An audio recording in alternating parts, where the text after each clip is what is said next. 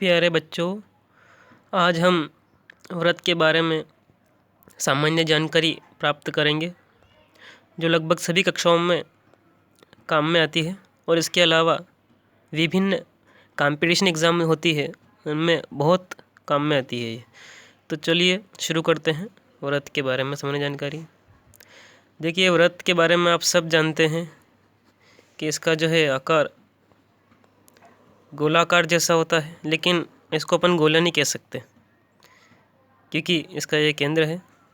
गोले और व्रत में बहुत अंतर है।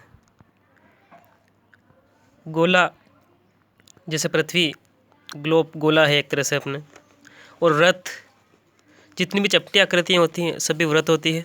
जैसे चूड़ी, रिंग हुई, बस के पहिए हुए, ये सभी व्रत हैं आपके। और जितने भी अंटियाँ हुई, छर्रे, ये सभी गोले में आते हैं। तो व्रत और गोले में अंतर समझ में आ गया होगा आपको। तो इसका ये केंद्र है, इसको अपन वो नाम देंगे। देखिए, ये जो इसकी है बाहर वाली, ये सभी परिधि कहलाती है। इसकी बाउंड्री जितनी भी है ये सब परिधि होती है। एक चक्कर में मान लीजिए मैंने यहाँ से शुरू कर रहा हूँ मैं, और एक चक्कर पूरा घूम के मैं वापस इसी बिंदु पर आ गया हूँ, तो एक चक्कर पूरा कर लिया है मैंने।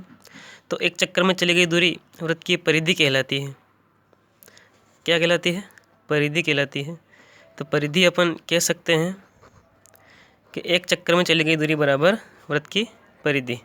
एक चक्कर में चली गई दूरी, है ना। अब और व्रत की परिधि के किसी बिंदु से इसका केंद्र वो नाम दिया है मैंने, और व्रत की परिधि के किसी बिंदु पर जो रेखा खींचते अपन, और व्रत की परिधि को केंद्र से मिलाने वाली रेखा जो होती है वो आपकी त्रिज्या होती है। इसे अपन आर से डिफाइन करते हैं, रेडियस, है ना। व्रत के किसी बिंदु पर, परिधि पर किसी बिंदु पर, और व्रत के केंद्र से जो दूरी है वो त्रिज्या कहलाती है। मतलब त्रिज्या जो हुई आपकी केंद्र और परिधि के बीच की दूरी। और अगर इसी त्रिज्या को मैं थोड़ा और इधर से भी खींच देता हूँ यहाँ तक सीधा, तो ये तुम्हारा व्यास बन गया है। क्या बन गया है? ये भी त्रिज्या है, व्यास। तो अपन कह सकते हैं कि त्रिज्या का डबल जो है वो व्यास होता है, अर्थात व्यास डायमीटर 2 गुणित त्रिज्या। त्रिज्या का 2 गुना क्या कहलाता है? व्यास कहलाता है।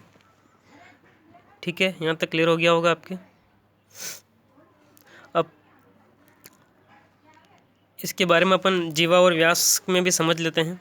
देखिए, व्रत आपका गोल होता है, ये इसका केंद्र, और ये यहाँ से यहाँ तक ये जीवा, ये भी जीवा, ये भी जीवा, और ये भी जीवा है। लेकिन इसमें अंतर ये है कि ये केंद्र से होकर गुजर रही है, केंद्र से होकर जा रही है। केंद्र से होकर जाने वाली सबसे बड़ी जीवा है ये। इसके ऊपर अगर मैं खींचूँ तो छोटी छोटी जीवा, ये छोटी, इससे छोटी, इससे छोटी, और ये सबसे छोटी। भले आप इधर से भी खींच सकते हैं, ऐसे भी। तो केंद्र से होकर जाएगी वो सबसे बड़ी जीवा कहलाएगी। और यहाँ पर जो निकलने के बाद इसका नाम कुछ चेंज हो जाता है, इसको अपन व्यास कहते हैं। तो सबसे बड़ी जीवा क्या कहलाती है? व्यास कहलाती है। व्रत की सबसे बड़ी जीवा व्यास कहलाती है ना। और व्रत के अंदर, व्रत के केंद्र से उसकी परिधि पर अनंत त्रिज्याएं खींची जा सकती हैं। ये ऐसे बहुत सारी त्रिज्याएं अपन खींच सकते हैं, अनगिनत, इन्फिनिटी कह सकते हैं अपन इसको। व्रत के केंद्र से उसकी परिधि पर अनंत त्रिज्याएं खींची जा सकती है। और व्रत जो है आपका 3 शेपों से मिलकर बना होता है, 1, 2 और ये 3, एक्स, वाई, जेड। मतलब 3 तलों से मिलकर व्रत बनता है आपका। अब समझते हैं त्रिज्याखंड और व्रतखंड। तो देखिए, त्रिज्याखंड नाम से ही चल रहा है पता। त्रिज्याखंड, त्रिज्य मतलब त्रिज्या, त्रिज्याओं से बनेगा वो त्रिज्याखंड कहलाएगा आपका। ये व्रत बना दिया है मैंने, ये केंद्र इसका, ये त्रिज्या है, ये भी त्रिज्या है। त्रिज्या थोड़ा आगे लिए मैंने, त्रिज्या,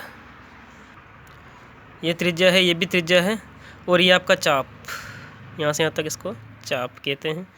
मतलब चाप और त्रिज्याओं से जो बनता है वो तुम्हारा त्रिज्यखंड कहलाता है। क्या कहलाता है? त्रिज्यखंड। देखिए इसका आकार थोड़ा छोटा है तो इसको लघु त्रिज्यखंड कहेंगे, और ये इसके जो ऊपर वाला भाग है ये दीर्घ त्रिज्यखंड कहलाएगा। क्या कहलाएगा? दीर्घ त्रिज्यखंड। तो त्रिज्याओं से और चाप से जो बनता है वो त्रिज्यखंड कहलाता है आपका।